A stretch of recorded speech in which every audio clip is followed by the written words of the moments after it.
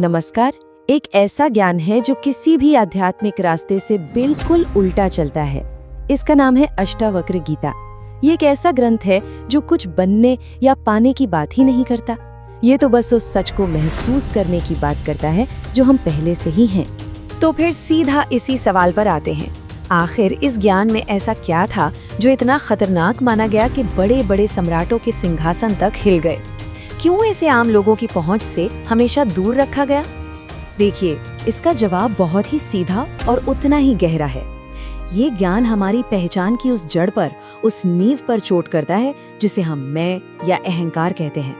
ये कोई तसल्ली नहीं देता, ये तो सीधा उस एहसास पर वार करता है जो खुद को कर्ता समझता है। इस ज्ञान की पूरी गहराई को समझने के लिए चलिए एक कहानी में चलते हैं। एक ऐसी कहानी जो ज्ञान और अज्ञान के सबसे बड़े टकराव को सामने लाती है। ये कहानी है राजा जनक और उनके दरबार की। तो जरा कल्पना कीजिए, राजा जनक की भव्य सभा लगी हुई है। उस वक्त के भारत के कोने कोने से आए बड़े बड़े विद्वान, पंडित और दार्शनिक वहां मौजूद हैं। माहौल में ज्ञान और तर्क की एक गंभीरता छाई हुई है। और तभी सभा के दरवाजे से एक ऐसा इंसान अंदर आता है जिसे देखकर हर कोई हैरान रह जाता है। सब तरफ सन्नाटा छा जाता है। ये थे ऋषि अष्टावक्र, जिनका शरीर, जैसा नाम से ही पता चलता है, 8 जगहों से टेढ़ा मेढ़ा था।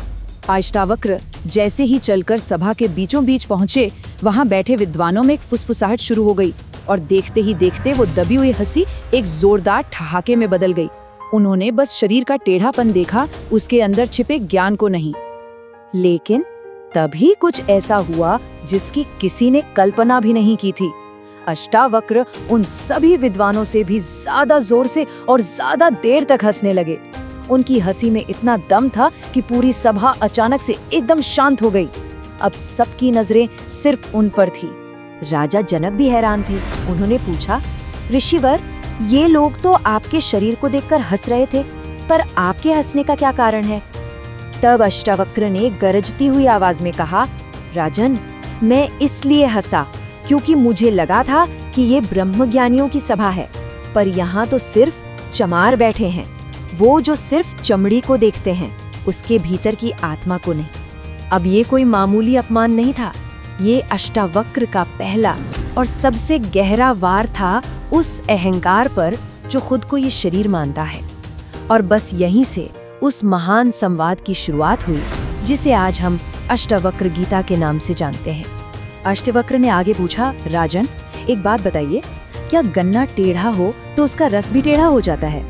इस एक सवाल ने शरीर और आत्मा के बीच का सारा फर्क साफ कर दिया। मतलब बाहरी रूप चाहे जैसा भी हो, अंदर का तत्व नहीं बदलता। उन्होंने एक और मिसाल दी, क्या नदी के रास्ते घुमावदार होने से उसका पानी भी मुड़ जाता है? नहीं, रूप बदलता रहता है, पर जो सार है वो हमेशा वही रहता है। ये शरीर तो नश्वर है, ये टेढ़ा मेढ़ा हो सकता है, लेकिन इसके भीतर जो चेतना है वो हमेशा सीधी, शुद्ध और एक जैसी रहती है। तो ये चेतना आखिर है क्या? ये वो साक्षी है, वो शुद्ध जागरूकता जो इस शरीर और मन में चल रहे हर खेल को बस देखती है, पर उससे जरा भी प्रभावित नहीं होती। यही हमारा असली स्वरूप है। अष्टावक्र ने जनक को मुक्ति का एकदम सीधा रास्ता दिखाया। उन्होंने कहा, यदि देहम पृथक कृत्य चिति विश्राम्य तिष्ठसि अधुनेव सुखी शांतो बंध मुक्तो भविष्यसि। यानी अगर तुम खुद को शरीर से अलग मान लो और अपनी चेतना में आराम से टिक जाओ, तो इसी पल, इसी क्षण तुम सुखी, शांत और सारे बंधनों से आजाद हो जाओगे। अच्छा, अब हम अष्टावक्र गीता के उस हिस्से में आ गए हैं जो सबसे ज्यादा क्रांतिकारी और यूं कहें कि सबसे खतरनाक माना जाता है।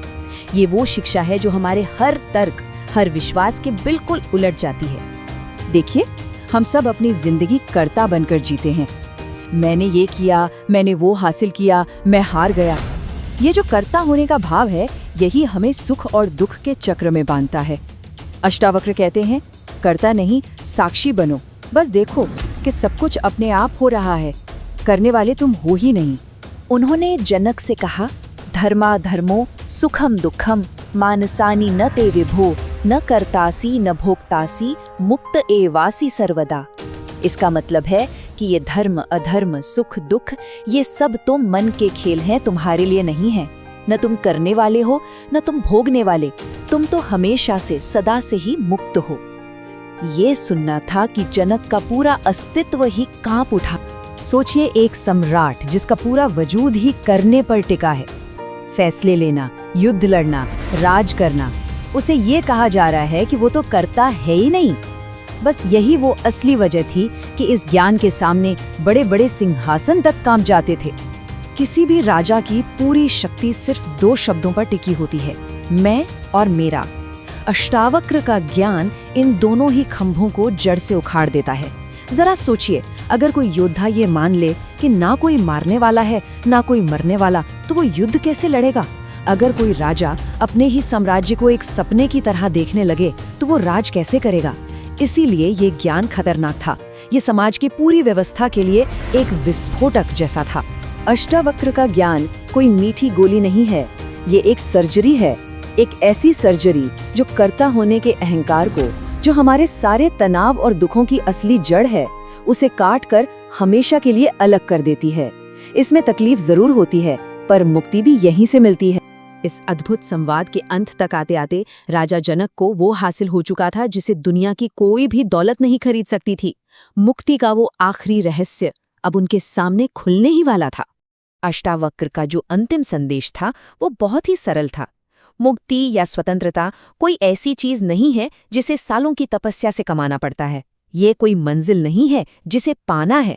ये तो हमारी स्वाभाविक अवस्था है जिसे हम बस भूल गए हैं। तो पूरी गीता का सार बस इतना सा है, तुम अभी इसी पल मुक्त हो। इसे कमाना नहीं है, बस स्वीकार कर लेना है। कहीं पहुंचना नहीं है, क्योंकि तुम पहले से ही वहीं हो। ये प्राचीन ज्ञान आज हमारी जिंदगी के तनाव का शायद सबसे सीधा और गहरा इलाज है। जरा सोच कर देखिए, जब कुछ भी मेरा है ही नहीं तो फिर खोने का डर कैसा, और जब मैं करने वाला ही नहीं हूं तो फिर नाकामी का बोझ कैसा। तो आखिरी सवाल बस वही है जो अष्टावक्र हर सुनने वाले के सामने छोड़ जाते हैं। क्या हम में इस मुक्ति देने वाली शून्यता को स्वीकार करने का साहस है? क्या हम उस पहचान को छोड़ने के लिए तैयार हैं जिसे हम आज तक मैं और मेरा कहकर जीते आए हैं? इसका जवाब किसी ग्रंथ में नहीं, हम सबके अपने भीतर ही है।